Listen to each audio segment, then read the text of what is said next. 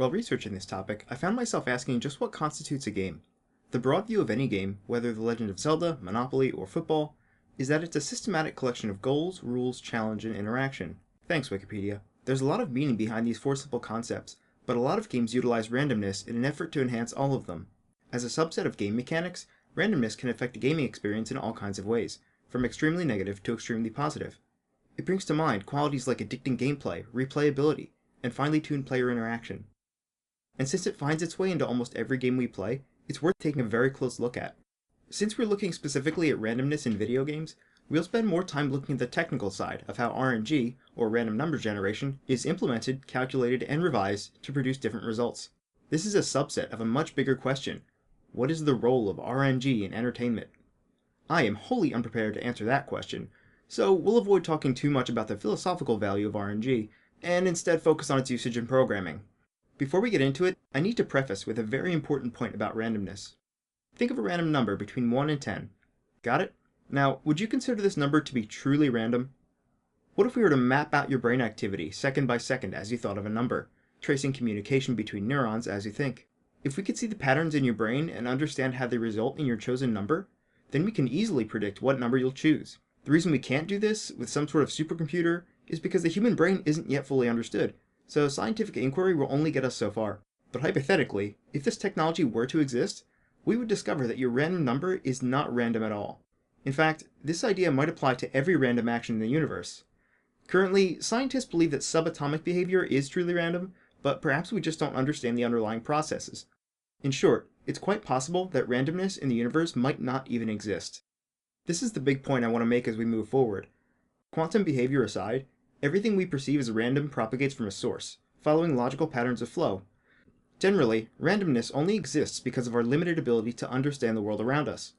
Drop a coin on the ground, and it'll shoot in a seemingly random direction. But you and I both know that the direction it goes isn't actually random. If we knew everything about the coin's trajectory, velocity, acceleration, mass, blah blah blah, we could accurately model the coin's fate using software that simulates these conditions. The same goes for rolling dice. They're only random to us because we don't know how to roll a 3 or roll a 5. Randomness doesn't really happen because of Newton's laws of motion, which in this case suggest that all actions are the results of forces acting on them. Instead, let's think about randomness as a river that we just happen to step into downstream from the source. To us, the movements of the water are random because we can only see what's happening around our feet. But it's not impossible to go back to the river's source and, with sufficient understanding, fully predict how each and every molecule will behave as they flow. In striving for true randomness, society created coin flips, card draws, and dice rolls, which are definitely not random. We've implemented randomness into video games in a similar way, so keep this example in mind as we move on. With respect to video games, randomness has to be programmed in by humans, so true randomness is both hard to reach and of limited use, as we'll see shortly. Our methods of near randomness are actually a better fit for video games than true randomness could ever be.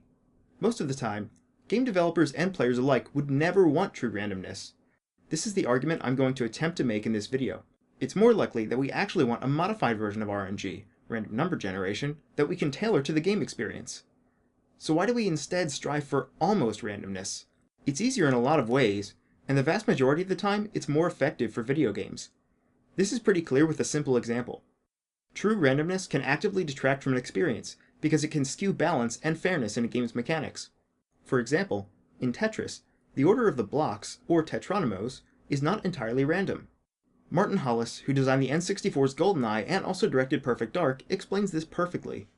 Tetris doesn't deliver the bricks in a completely random order. It shuffles ahead a set of bricks. If I recall rightly, about 4 sets of 7. What that does is it evens out the distribution, so it means you won't get a load of S or Z bricks. You can't possibly get more than, say, 7 in a row. These kinds of tricks don't make video games worse. They put a lot of work into that, and they believe that it makes the game better. I'm inclined to think that it does. But it does isolate you from the brutality of true randomness. If the game's block order were truly random, then it's entirely feasible that a player could get 60 line blocks or 1,000 L blocks in a row, and then the best Tetris player in the world could be beaten by someone who just had fortunate randomness during his playthrough. This is in stark contrast to a board game like Monopoly, where the dice rolls are random beyond our ability to predict their results. But this isn't the meat of the game, because you can take several different actions on whichever space you land on, and you can make strategic choices in building up properties to buffer the randomness of the dice rolls. you have far fewer options in Tetris, so it's better to have slightly more order in block generation. The key point is that randomness was intentionally reduced in Tetris to make the game more fun, and the fact that it's remained a competitive title for decades speaks to the overall fairness of the game. If the blocks were truly random, then the game probably wouldn't be as popular as it is, because the balance between luck and skill would be too heavily skewed towards chance events. Like any game, a combination of both skill and chance can increase playability and competition, but too much of one or the other can be exclusionary to the market. The people that break records on older games like Donkey Kong, Tetris, or Pac-Man get there by becoming more skillful at the game, not because they got a lucky set of blocks to generate. Even though things are left to chance, there are still rules the game must follow, and therefore guidelines that the player can use to hedge his bets and become better. It's hard to overstate how crucial it is to choose a suitable amount of randomness in games with chance events. In a GDC keynote, Sid Meier once said, "Any kind of randomness needs to be treated with a lot of care. Whenever something random happens to the player, paranoia sets in. The player feels like the computer rolled that random number just to be difficult. Small doses of randomness, however, can be helpful. Just make sure that it seems fair to the player, so he doesn't feel cheated." Indeed, paranoia is easy to instill in a player, but exceedingly hard to get rid of. If you play a card in Hearthstone that wipes the entire board out except for a single minion, you'll definitely remember the times that your opponent was the lucky one, but you might not always remember about all the times you were lucky. Once you've gotten this mindset, it can take a while before the game can earn your trust back, and you might get fed up and quit long before that happens. This negative player reaction is due to a perceived unfairness in random outcomes. What you really want is for randomness to be fair, and you want to feel confident that there's nothing secretly affecting the odds. Extra Credits has a fantastic video on randomness in esports, and it's worth checking out for more on that topic. So, is fair randomness oxymoronic? Not at all. If you're playing poker and the guy across from you whips out a 17 of spades, you know something's up. You know poker hands will be random, but you also know the full range of possibilities you'll encounter, and as long as your skill and luck outweigh another player's, you'll win. The same goes for Hearthstone. The same skilled players find themselves near the top of the ladder after each reset. Randomness can only vary existing rule sets. If the rules are strict, the options for randomness are fewer. If the rules are much more lenient, randomness becomes more dominant and influential. But in either case, what's more important are the rules that developers lay down that frame what's happening. So we've explored that most video games don't want true randomness because all video games still have certain rules to follow, and this is offset further by player skill in competitive gaming. So if you don't want true randomness, you're going to have to use a modified form that's specific to your game. Randomness that's tailored to your game is always better, and it's for this reason that developers have come up with many creative ways to make use of pseudo-random numbers. But what makes a number pseudo-random, and why are pseudo-random numbers a choice tactic for game design? A true random number generator is limited by its source. For example, a true random number generator might rely on cosmic noise or some other signal that is so incomprehensible we can't possibly understand its patterns. Even cosmic noise probably isn't inherently random. I mean, if we knew everything about every single object in the universe, we could probably predict with some success how an RNG machine might be affected. But when your source is operating on the quantum or atomic level, you'll get data that is indistinguishable from true randomness. The other point about true RNG is that your system has to collect values from its source at a certain frequency. A true RNG system draws on entropy, like radiation or atomic decay, from its environment to provide values, and it has to do so quickly enough to meet the demands of the destination. If you can sample cosmic radiation 60 times a second, but you actually need 100 values per second, then your system is technologically limited, and you'll have to find a workaround. Maybe you could use a faster system that generates numbers that are almost as random. That workaround is pseudo-random number generation, and while it's not strictly random, it's nearly as effective and a whole lot easier to implement. Let's take a look at a few of the ways that pseudo-RNG is done. We've already mentioned the awesome gaming marathon called Awesome Games Done Quick, which is hosted by a website called Speed Demos Archive. SDA also has an extensive database concerning everything there is to know about speedrunning, and not surprisingly, they've got a fantastic article about RNG in gaming, especially regarding its manipulation by players. So let's explore the technical side of RNG by summarizing some of that article's key points. Note that some of these concepts originate from another speedrunning website, tasvideos.org. Some games will use randomness only when specifically requested, known as per-call RNG. For example, an RPG might rely on this when calculating whether your attack will deal critical damage or miss entirely. Other games might calculate RNG values for every single frame a game is active, regardless of whether a random number is currently needed. This ensures that a value is always available, and is unlikely to be manipulated or exploited. A third type is input-driven, using mouse movement or some other form of player input to determine a number. So let's clarify these terms with concrete examples. Per call RNG is commonly used in roguelikes and procedurally generated games for determining level layout. Many games that do this use what's called a seed to generate a level. For example, in Minecraft, The Binding of Isaac, or Spelunky. Each level is grown from an initial value, the seed, which is a very short sequence of values compared to what it creates. The randomness of the seed is internal to the system and relies on factors not easily manipulable by the player, so the product will be unique. If, however, two players by chance share the exact same seed sequence, then their Minecraft worlds will unfold identically, both in initial layout and terrain generation. Of course, if the internal RNG system is called on again during gameplay, external factors such as remaining health or even the time of day can influence calculations, and two players with the same initial seed may find that they have two wildly different levels in the end. Per call RNG and seed values are most beneficial when games allow you to input a custom seed value. You might want to see the insane level that was randomly generated in a friend's game, or replay a dungeon that you've previously tried. This is almost like an encrypted message, reminiscent of those sent around the world during World War II with the Enigma machine. The Enigma produced what looked like nonsense, but as long as you had the correct key, you could reproduce the intended message. A seed value and the world it creates both work the same way. The Pokemon series uses this seed system to determine certain stats and characteristics that catchable Pokemon will have.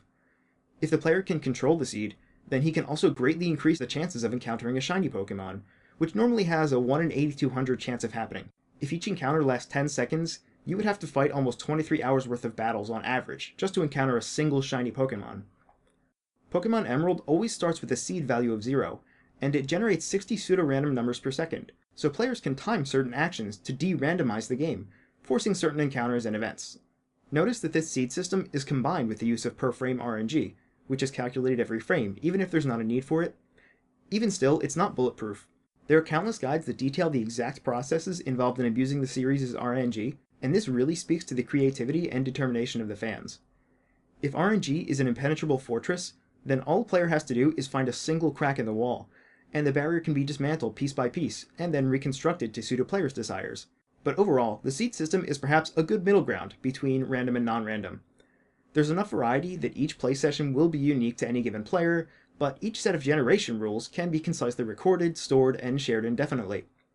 To the average player, the only time a game using this method is not random is when they're able to accurately predict the outcome of each seed value, and as a result, only players that actively want to skew game balance will be incentivized to do so.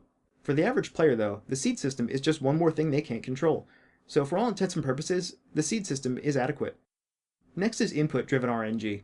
If your favorite first-person shooter has a map that's determined by the movement of your mouse, you might believe that it's random. But if you exactly replicate a previous movement set, you can control what should be a random layout by exploiting input-driven RNG. But as long as the player base never discovers exactly how the map layout is determined by mouse movements, RNG will function as intended. Even if this method becomes public, replicating mouse movement on a screen with millions of pixels is a challenge of its own. In general, RNG methods like this one are typically obscured as much as possible from the player in video games, because a motivated gamer that figures out these methods can have an advantage in competitive play. Sites like PokerStars use mouse movements in conjunction with several other factors to help randomize each game. The same concept is used in security software. A program like TrueCrypt uses mouse movements to encrypt and secure sensitive files, and it explicitly tells you this fact. Instead of sampling cosmic noise, your mouse is sampled as the entropy source that influences the program's RNG. As long as there are no workarounds, there are infinitely many possible keys for an encrypted file, and the sun will burn out long before anyone manages to find out your key. The more I thought about how we don't actually want randomness, the more sense it made to me. It turns out that we frequently don't desire true randomness even in our own lives. At a party, you might want music to play in a random order, as long as the same artist isn't played twice in succession. Or, you might not want any track to play more than once, so you turn repeat off. When you put these constraints on a media player, the outcome is no longer random. By telling it that you have certain conditions that must be met during its random generation, you've significantly narrowed the number of possible outcomes that can occur. If there are only 2 songs left to play in the playlist, but one of them is by an artist whose song has just played, there's no random factor. The media player will automatically choose the other artist, and you know with 100% certainty which song will play next. Contrast this with the random drops system in hack-and-slash games like Diablo 3. You know that all weapon drops are random, but you might not want it this way. If the same legendary weapon drops 3 times in one day, you might become suspicious of the game's RNG. What you'd really want in this situation is akin to the media player example above, a system that excludes existing items once they've already dropped for you, at least within reason. Ideally, you would have simple control over what kind of items dropped, but because it's far beyond the player's reach, we tend to notice apparent trends in randomness. This is known as a clustering illusion, the tendency to see patterns where none actually exist. If you get the same legendary 3 times in a row, you'll swear that something's wrong with the game if it drops a 4th time. Since you're equally likely to get the same item twice in a row as you are to get 2 different ones, a string of 3 or 4 items of the same type or item slot sticks out like a sore thumb. In fact, thanks to the clustering illusion, we can still notice this quite easily.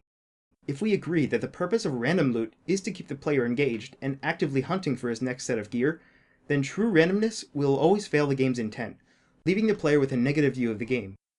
This is in spite of the fact that there was nothing the developers or the player could have done to control the outcome. The human brain tends to look for patterns, even where none exist, and critical players will always notice streaks of bad luck, while discounting lucky streaks. So a clustering illusion can have dramatically amplified effects on a gamer's brand loyalty, if he or she decides the game's random drops aren't satisfying, or that playing the game is frustrating. Diablo 3 and many other online titles have modified their RNG even further, so that the longer you go without a legendary, the more likely one is to drop very soon. Remember, true RNG here would actually have floods and droughts of drops, and Diablo 3 sets a baseline for when randomness becomes a little too unforgiving. This is why it's crucial for game developers to actively control random events in their games. The Final Fantasy series has employed random encounters in its games for decades. The first game in the series picks a pseudo-random number between 50 and 255, and will count down for every step you take until it reaches 0. A step on the world map subtracts 6, while a step in a dungeon decreases the counter by 5. The variance is huge here. If the counter starts at 50, you can only take 8 steps. If it starts at 255, you could take 42 steps without another fight. Future Final Fantasy titles revised their random battle counters. It was also probably done, in part, to normalize the encounter rate and prevent the extremes from occurring too frequently. Final Fantasy VI generates a random number between 0 and 255 for every step taken. Furthermore, each step taken on a world map adds 192 to a counter. The game does a calculation for each step to see if the number it generated is less than the counter divided by 256. If it is, a battle occurs. This system has even more extreme highs and lows than the previous example. You can take as many as 92 steps or as few as just 2 before a battle occurs. The above examples are really good illustrations of RNG, and are certainly the result of hours and hours of testing until they felt just right. But they're also great for a more subtle reason. Say you want to use a simpler formula to determine your random battles. After each battle, you randomly generate a number between 12 and 32. This is exactly the number of steps you can take until your next battle. While this seems identical to the examples above, it has 2 major weaknesses. 1. Your single determining step here has to be invisible to the player, so that it generates its value from something completely beyond the player's control or knowledge. The problem with this is that input from the player is the easiest way to generate a pseudo-random number, so there's a chance that the RNG method will be figured out. If the method isn't obscured well enough, then a clever player can exploit this to have more control over battle frequency, or even the rewards from battle. Later games in the series spread their randomness out over each step using per-frame RNG, and so encounters were no longer reliant on any single frame or action. The even bigger flaw, though, is that this undermines the fact that encounters are supposed to be random. In fact, Final Fantasy II used exactly this system by storing the single encounter's value in the save file and generated a new one at the end of every fight. It picks a single random number and counts down to 0 to start a battle, but because this value is stored in the save file, resetting the game or loading a save have no bearing on when you'll have encounters. If you leave town and take 4 steps outside before you get into a battle, then you will always have that battle after 4 steps, even if you turn off the game or reload your save. So if we're told that battles should happen by chance, but we see them occurring deterministically, our immersion with that part of the game is essentially ruined. Even though we know it's just an illusion, actually seeing the random battles occur with regularity makes us aware of the man behind the curtain, and we may find it hard to see the illusion of chance the game wants to provide. In Golden Sun for the Game Boy Advance, there's a weapon with a very low drop rate, making it a reward for only the most dedicated players. However, because the game uses a pseudo-random number to determine if this item should drop, and because this pseudo-random number is directly derived from a player's input, there is a method to guarantee that this item drops for you. If you use a specific series of attacks when your 4 characters have a specific turn order, the pseudo-random number generated by this game will always be the same. This also applies to the random stat boosts each character gets when leveling up. So if you knew how these boosts were determined, then your actions in battle could be changed to get the maximum increase indefinitely. This is why our simplistic encounter example above isn't optimal. The player almost always indirectly controls a randomly generated number, and it's not a stretch that sooner or later the mechanics behind these calculations will be discovered and exploited. The mechanics behind random weapon drops in Golden Sun were reverse engineered with surprising speed, negating any of the work the developers did to balance drop rates for rare items. Final Fantasy XII has randomized treasure chests instead of randomized battles. Each chest has a chance to drop a common item or a rare item, and the chests themselves appear randomly. Players can take certain actions in battle to guarantee that a rare item will be found within a chest. Furthermore, you can use a spreadsheet to find exactly where you are in the game's RNG calculation system, letting you reliably obtain an item that would normally have a 1 in 1,000 chance to drop. Knowing the game's RNG conditions also lets you control the spawn rate of certain rare monsters or steal rare equipment and items. The entire game can be broken as long as the player knows how its RNG works. Many RPGs are known for their frequent random battles, and more often than not, a high frequency is seen as a detraction from the overall experience. But there is a very good reason for games with random encounters to use these complex algorithms to determine whether a battle should occur. Let's try simplifying the formula in a different way.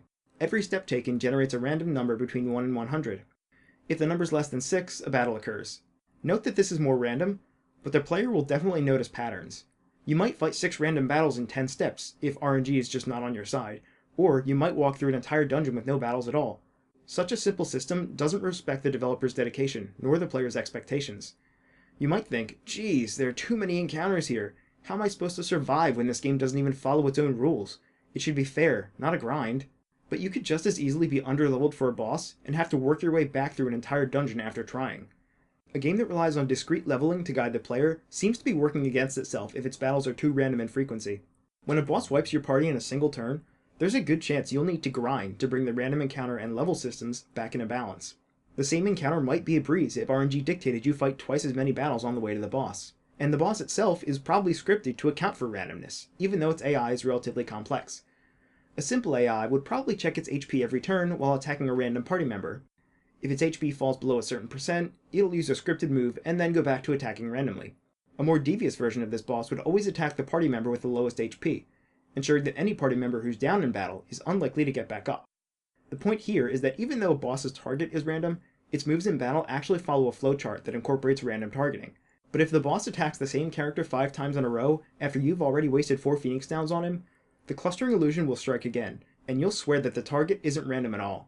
There's a second logical fallacy at play here that greatly influences our decision-making in games, the gambler's fallacy. It says that we tend to assume independent events somehow influence each other, and that future events rely, at least partially, on what has already occurred. If you've ever played a slot machine and thought, I've sunk $20 into this machine, I'm due for a big win soon, then you've experienced this fallacy. We can go back to Diablo 3 and how you might get 20 legendaries, but none of them are the single one that you really wanted. You're not more or less likely at the end of the day to get that item as you were when you started, but you might think you're getting close to it. We both desire and expect form in gaming, even in situations we know have no such limitations. Perhaps it's partially for this reason we find ourselves addicted to games with random elements. We're constantly on the search for some shred of proof that the form and order we expected all along is actually there, even if we know that it's not. We've only touched on a few of the psychological concepts that find their way into making games more fun, but there is a wealth of knowledge available on the subject. We could talk at length about how a game like Diablo 3 is little more than a well-designed Skinner box that conditions players to take certain actions.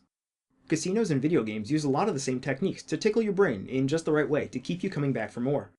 Since the psychological side of video games is a pretty big topic, we'll save it for another time, but it's worth mentioning here because just like RNG, it can mentally affect the player in any number of ways. Finally, we'll close out this analysis with a look at some of Hearthstone's random mechanics.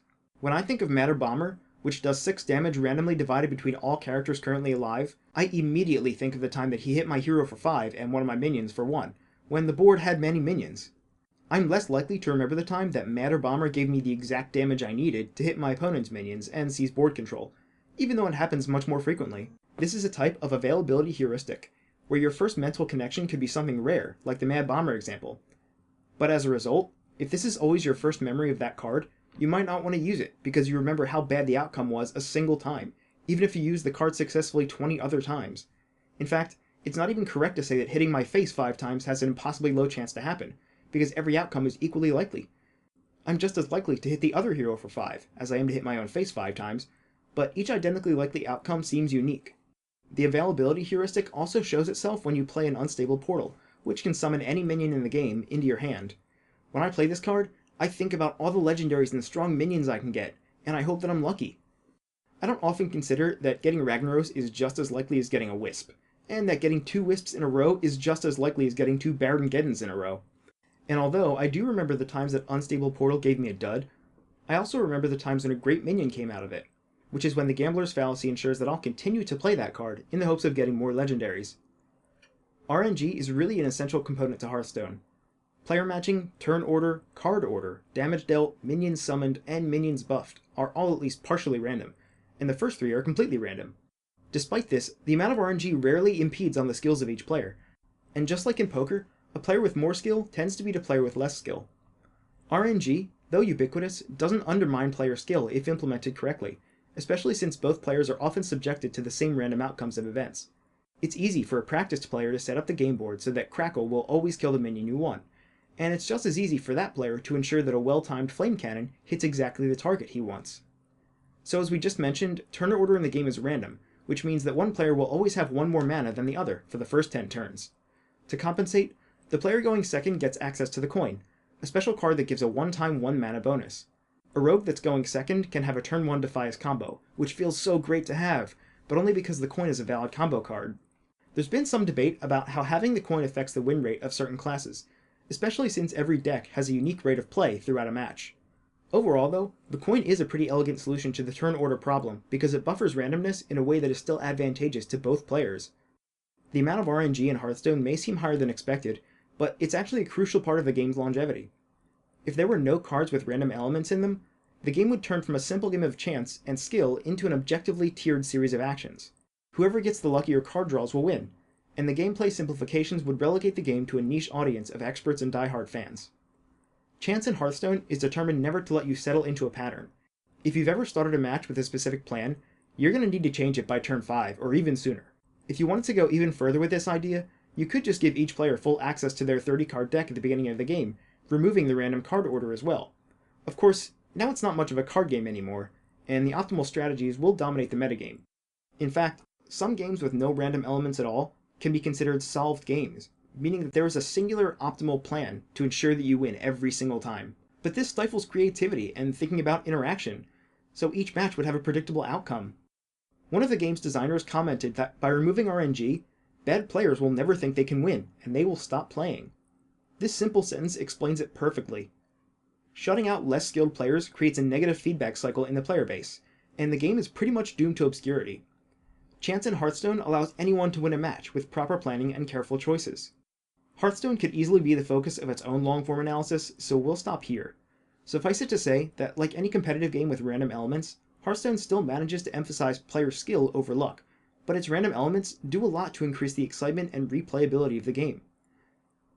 There's still so much more I'd like to explore about this topic. We've seen that games with chance elements actually use surprisingly sophisticated pseudo-RNG systems, because true RNG is neither feasible nor optimal. RNG can balance competitive games to give everyone the same advantage over time, or keep you on your toes before your next random encounter in a single-player RPG. At its core, randomness improves gameplay by obscuring outcomes. The less you know about the game's mindset and future scenarios, the more you're forced to think critically in making intelligent choices. And because it's a factor that every player has to deal with, it affects all players to the same extent, even though the individual item drops or encounter locations may vary. A game with chance demands that you develop skill with its mechanics, and know when to make a safe move, rather than a risky one. It's the wrench in the gears of your ideal vision of how you play the game. But if you'd rather have 100 line blocks in a row, maybe RNG just isn't your thing, and that's fine. I originally set out to convince you that near randomness is ideal for video games, rather than true randomness. It ensures variation, unpredictable twists and turns in gameplay, and instills a relentless desire in the player for just one more turn. Chance that's finely tuned to a game is exponentially more beneficial for both the player's enjoyment and his sanity. When it's done well, randomness is a subtle hand that reminds you that some things are just out of your control, but it also entices you to keep playing. If a video game can be represented with a black and white photo, then perhaps randomness is the palette of colors that you'll use to bring it to life.